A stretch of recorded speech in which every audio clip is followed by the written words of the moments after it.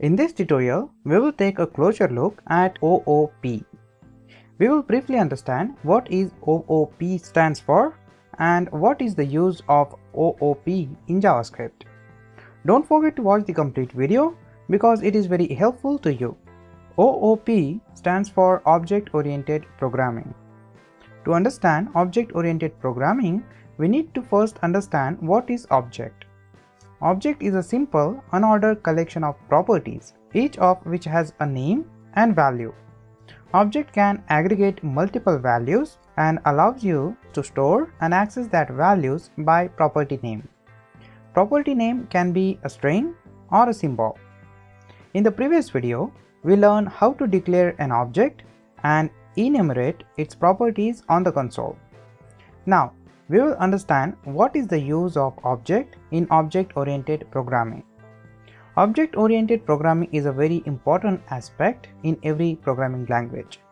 I really hope that you carefully listen all the instruction and understand what is object-oriented programming. In object-oriented programming, object is a logically related collection of data and functionality. Now, this object can be a collection of properties and methods. Using the real-world example, you will completely understand how the object is really created. Now, let's assume that object is a car, and a car has multiple parts and functionalities. Now here, we will assume car parts as properties and functionality as methods. It means if the car has a model number, number of doors, glasses, number of wheels, these all parts are properties of the car object, whereas open door, accelerate, turn on headlights and every functionality of the car are methods of car objects. Now this piece of information will complete the car. It means when you combine car properties and methods, then you will get your complete usable car. So now the object also have the same similarity like car.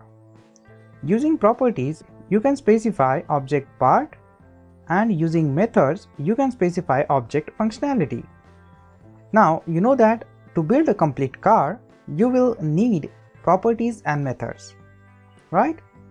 Now here, I also wanted to introduce one more important topic is you can access object reference anytime using reference.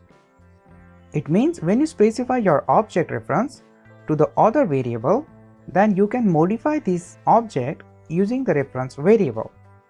Using the example, you will understand what I want to say. Suppose I have an object and you have a reference of that object in the variable like this. If I just declare an empty object here, so I will just say constant obj and I will just specify curly braces here, and this is my empty object. And if I create a reference of this object, so I will just say constant y is equal to object, then I can create properties of this object using this reference. So if I just say y dot d is equal to, and in the double quote I will say property created using reference, right?